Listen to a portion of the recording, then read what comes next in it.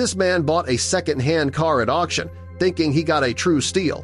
It drove fine, and the price was a bargain for the quality. However, shortly after the purchase, he found out that the vehicle used to be an old police car. It was a surprise, but no deal-breaker. But when he looked inside the door panel of the car, he found something that made his skin turn pale. But before we start, smash the like button and make sure to subscribe if you haven't, and hit that notification bell so that you won't miss any new stories. When Matthew's old car broke down, he was heartbroken. It was the car he got from his father, the vehicle he grew up with, and the car in which he learned to drive. But after years of loyal service, it finally gave up on him. Matthew and his father brought the car to the junkyard together, but both agreed that Matthew needed a new one ASAP. Matthew went online and searched for second-hand cars for the entirety of that evening, eventually landing on a police auction. It was a place where confiscated and impounded vehicles were auctioned off after the original owner failed to make payment. The value of the vehicles was tempting since it lay much lower than that of other auction houses. He took a public transport bus to the impound lot and felt excitement as he entered the property. He was 35 years old, but in a way, this would be the first car he owned himself. He walked around the impound and scanned the rusty old vehicles for the one that was going to be his. And after a few minutes, he spotted the car.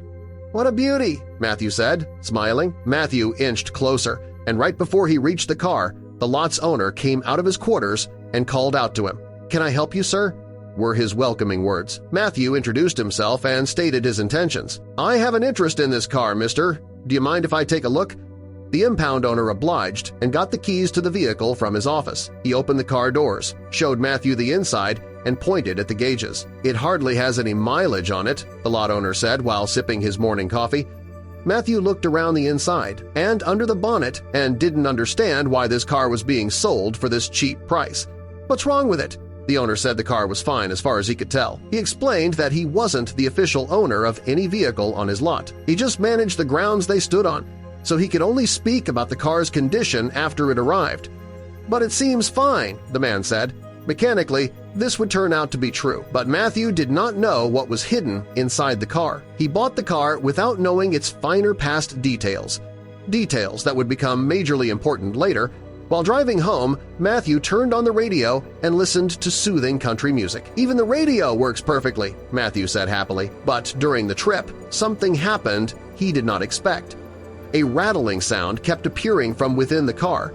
It wasn't loud, but it cut through the music like glass. Perhaps it's from standing still for so long, he thought. Matthew drove the car into his garage and decided to investigate his new purchase further.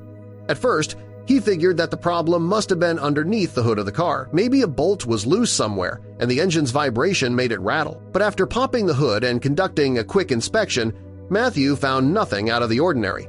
After that, Matthew expanded the search to the inside of the car.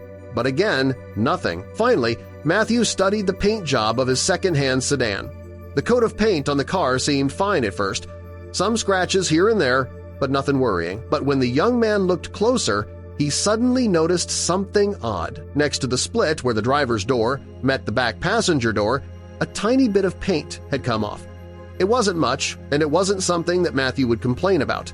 The car was cheap, after all. But when the young man crouched down and looked a bit closer, Matthew saw something peculiar. There was another paint job underneath the top coat. The paint job intrigued him, so he walked to his workbench and got a paint scraper. What he did next might hurt some car enthusiasts, but Matthew wanted to paint his car a different color anyway. Matthew sat the scraper against the side panel and carefully scratched it.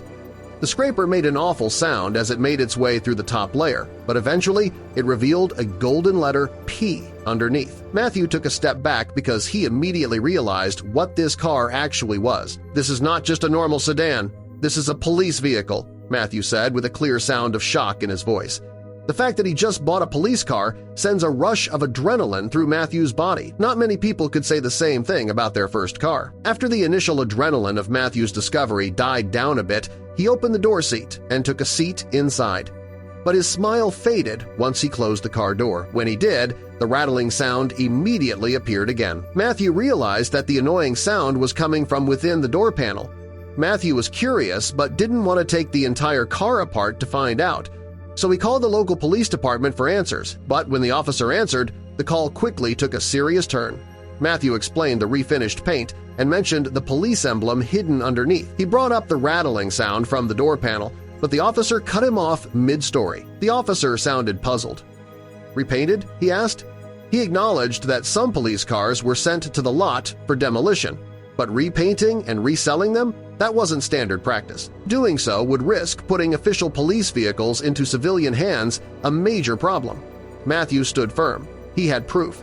The officer then asked for the license plate. Matthew provided it and could hear the keys tapping in the background. As the officer searched the system, Matthew asked another question that had been bothering him. Could something have come loose inside the door frame during the car's service life? Officer Henry said no. Police cars didn't have hidden compartments in their door panels, but he did find something else, the previous owner. It turned out to be a former officer who had worked in the same district not long ago. His name sounded familiar to the officer. Meanwhile, Matthew took a screwdriver and began prying open the door panel. After some effort, the plastic cover popped off and fell to the ground. Behind it, he saw something that didn't belong, a translucent plastic bag wedged tightly in the metal frame. With a few hard tugs, Matthew freed it. He set the bag on his lap and carefully opened it. Officer Henry, still on speaker, listened in. Matthew's expression changed immediately when he saw what was inside: a gun, a tape recorder, and Polaroid photos depicting a horrifying scene. The officer asked what was going on. Matthew described the contents of the bag, still shaken. "There is blood on these pictures, so much blood!" he shouted into the phone. "Calm down, sir," the officer said, wincing at the volume. "Is the blood in the pictures or on them?" Matthew answered, "Both." That's when things took a dark turn. Matthew did not even bother with the gun. He didn't want his fingerprints anywhere near it. The tape recorder, however, he dared to handle again. Using the bag as a barrier, Matthew pressed play. The moment the tape began, his jaw dropped. It was a full confession from the person who robbed the bank shown in the photos. What was meant to be a simple heist had turned into something far more tragic. Someone had died. Officer Henry, still on the line, immediately took the situation more seriously after hearing about the tape.